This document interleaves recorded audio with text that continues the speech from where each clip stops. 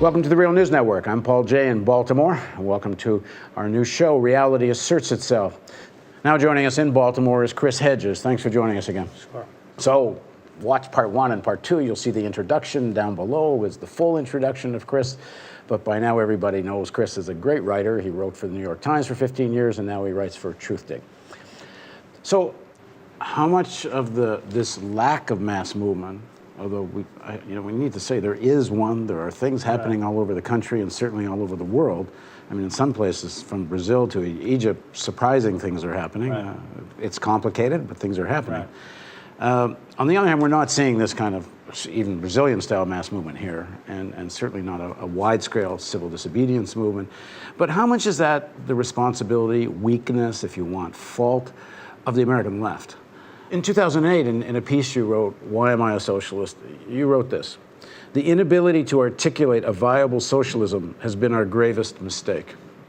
Do you still believe that? Yes, because we have allowed ourselves to embrace an ideology which at its core states that all governance is about maximizing corporate profit at the expense of the citizenry.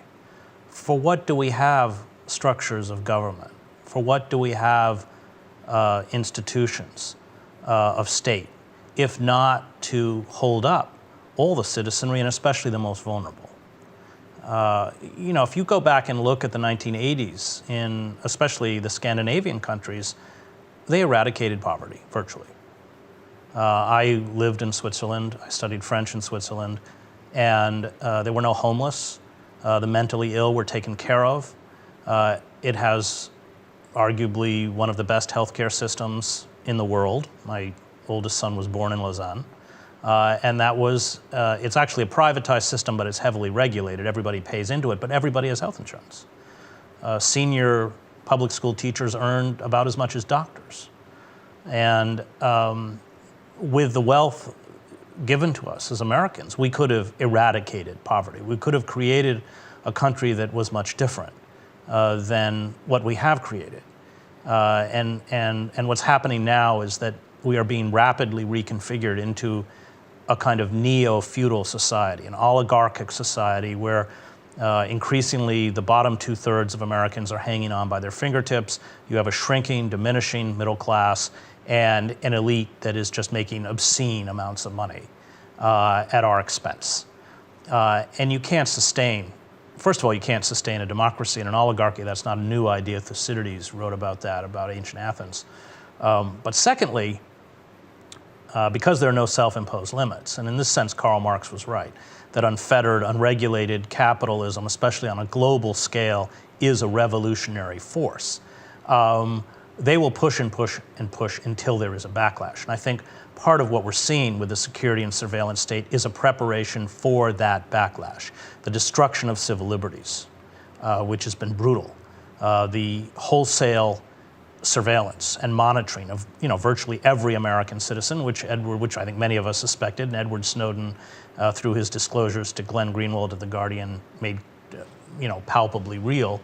The National Defense Authorization Act, and I sued the president in the Southern District Court of New York, and I won. The Obama administration has appealed it, but this permits the military to seize, arrest American citizens, strip them of due process, and hold them in military detention centers, including our offshore penal colonies in places like Guantanamo or Bagram. And when Judge Catherine Forrest wrote her 112-page opinion, which I think is worth reading, she actually brings up the plight of the 110,000 Japanese Americans who were interned during World War II and stripped of due process, and said that this provision in the NDAA essentially allows the state to criminalize an entire group of people and lock them away without any legal redress. And they know what's coming. The NSA has run all sorts of scenarios on economic collapse and especially climate change, and they're preparing. Let me add one thing to that. We did this in our coverage of the G20 protests in Toronto where 1,000 people were arrested. Right. But I think there's pretty clear evidence that when they arrest 1,000 people in Toronto, when there's very little happening, right, this is dress rehearsal. This is training for how do you do right, mass arrests. And it's also a message to everyone else. I mean, let's remember that whatever the internal faults of the Occupy movement, and they were there, the Occupy movement was destroyed. And I was just at a trial in New York, Veterans for Peace, 25 people arrested. I was there in October 7th at the Vietnam Veterans Memorial Plaza in New York, which technically closes at 10, but that's never enforced unless you're carrying out a public demonstration. That there is now a decision by the security and surveillance state to essentially seize all public space, to make any kind of protests within public space impossible because they don't want to see generated another Occupy movement. And indeed, when many of these vets were arrested, the cops were telling them, look, we're vets, we don't want to arrest you, but the Occupy movement messed it up for you because we can't allow another one. The state was quite rattled by the Occupy movement and is determined not to allow a movement, a mass movement like that, to rise up again. And yet, you read Paul Krugman's columns in the New York Times, where he constantly calls for a rational response to the economic crisis. And a rational response would be a moratorium on foreclosures and bank repossessions, a forgiveness of student debt, a massive jobs program, rebuilding infrastructure, especially targeted people under the age of 25. That would be rational. But the state doesn't respond rationally because there are no mechanisms, counter mechanisms now to make piecemeal or incremental reform possible, which was the role of the traditional liberal class, and I spend a long time in The Death of the Liberal Class laying this out. And so they keep pushing and pushing and pushing. You're seeing unemployment benefits being taken away. You're seeing Head Start programs being shut down. You're seeing an assault on public education. The Congress can't even cap the student debt at 3%. It's now risen to 6%, while at the same time the Fed is lending trillions of dollars to corporations like Goldman Sachs at virtually 0% interest. And then these financial corporations, especially if you're late on your credit card, are charging us upwards to 30%. I don't know what that is. It's not capitalism. It's extortion. And that's the system that we live under. So because there are no self-imposed limits, there will be a response. It may not look like Occupy. It may not call itself Occupy. Indeed, I don't think that it will. But I've covered movements all over the world. I covered the revolutions in East Germany, Czechoslovakia, Romania. I covered both of the Palestinian uprisings or intifadas. I covered the street demonstrations that brought down Milosevic. And you know as a reporter that the tinder is there. So having spent 2 years writing Days of Destruction, Days of Revolt out of the very poorest pockets of the country with Joe Sacco, and having been in cities like Camden, which per capita is the poorest city in the United States and not surprisingly the most dangerous, something's coming. What will trigger it? It will be benign. It will be a seemingly innocuous event. In Brazil, it was bus fares. There you go. In the first Palestinian uprising, it was a traffic accident. But something's coming. Now, I should add that in American society, we have a long tradition of extremist, vigilante, right-wing violence, which can be categorized as fascist, where you fuse the language and iconography of the state with the Christian religion, where you demonize the vulnerable, Muslims, undocumented workers, homosexuals, intellectuals, liberals, feminists. They have a long list of people they hate. And those are powerful forces within American society. The left has been destroyed, especially the radical left, quite consciously in the whole name of anti-communism, and The Death of the Liberal Class really explains the destruction of those movements. But those movements were important because, as Howard Zinn points out in The People's History of the United States, they opened up the democratic space, that the people who founded this country were slave-holding white male oligarchs who were terrified, and you can see it in the Federalist Papers, of any kind of popular democracy. And so that all of the advances within American society and within the industrialized world, we had the bloodiest, deadliest labor wars of any country. Hundreds of workers were killed, thousands were wounded. The violence was quite brutal and quite extreme. And so you saw with the abolitionists, with the labor movement, with the suffragists, even with the civil rights movement, movements outside the power structure, condemned as radical, that forced a liberal elite to respond and open up space. Now the radical movements are gone and destroyed, and more importantly, the liberal institutions have been disemboweled to serve corporate interests. So what the result is that we as citizens have, through the traditional structures of power, been left powerless to respond. The only hope left is to get out in the street and build the kind of mass movements that I saw in countries like East Germany, where you had 500,000 people showing up in Alexanderplatz in East Berlin, or 500,000 people showing up in the streets of Prague and in Wenceslas Square during the Velvet Revolution, which I also covered. I'm not naive enough to tell you it's going to work. But appealing to the better nature of the Democratic Party, I can assure you, is not going to work. But doesn't this mass movement need some kind of electoral strategy? Otherwise, you wind up in a situation, don't you, like what happened in Egypt, where Mubarak falls, but there's no electoral strategy of the left in any place, so it's the Muslim Brotherhood that winds up. I've covered totalitarian states all over the world, and they all have elections. No, I didn't say. I said, doesn't it need an electoral strategy? I'm not sure that it does. I think that the problem is, and Karl Popper writes this in The Open Society and Its Enemies. He said, the question is not how do you get good people to rule. Popper says that's the wrong question. Most people, Popper writes, attracted to power are at best mediocre, which is Obama, or venal, which is Bush. The question is, how do you make the power elite frightened of you? Who was the last liberal president we had? It was Richard Nixon. Not because he was a liberal, but because he was frightened of movements. And there's a scene, I think it's in Kissinger's memoirs, 1971, huge anti-war demonstration surrounding the White House. And Nixon has put empty buses, city buses, end to end as a kind of barricade. And he's standing at the window, wringing his hands, going, Henry, they're going to break through the barricades and get us. And that's just where you want power, people in power to be.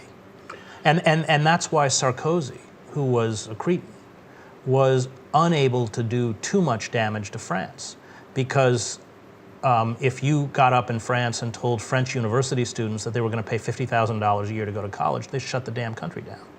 And we have to recognize that for those of us who care about defending the rights of the underclass, we have to hold fast to the moral imperatives of movements and force power to respond to those movements. If we integrate those movements into the power structure, if we, in essence, compromise the integrity of those movements, we diminish their power. And that goes back to Julian Benda, his great work, The Treason of Intellectuals, where he says all of us have the option of serving two sets of principles, privilege and power, or justice and truth. But for those of us who care about privilege and power, the more we make concessions to those who serve privilege and power, for those of us who care about justice and truth, the more we diminish the capacity for justice and truth. The point is to build organizations that make the power elite frightened of us. And if we invest our energy, as I think the left unfortunately has, into political parties, or at least let's say the Democratic Party, and I wrote Nader's major policy speeches for him in 2008 and voted for Gene Stein the last election, but as a kind of protest vote. Then all of the programs that I think we so desperately need in a democratic state are going to be destroyed. I mean, Roosevelt was a compromise figure. You had the Communist Party, you had the Progressive Party, you had anarcho-syndicalist unions like the Wobblies, you had a radical left that was putting pressure. So Roosevelt says that his greatest achievement is that he saved capitalism, and he's right. And most of the policies that he adopted, he took from the left. But to go back to what you wrote, the inability to articulate a viable socialism has been our gravest mistake. In the 30s, there was a movement, for better or worse, that had a vision of something to fight for. It wasn't just to fight against. It wasn't just a holding That's operation. what I'm saying. But I'm saying that we have to hold, you have to hold fast to that moral imperative. So if you keep conceding. I mean, let's look at what the liberal class has conceded to the Democratic Party. The Democratic Party in Europe would be a far-right party.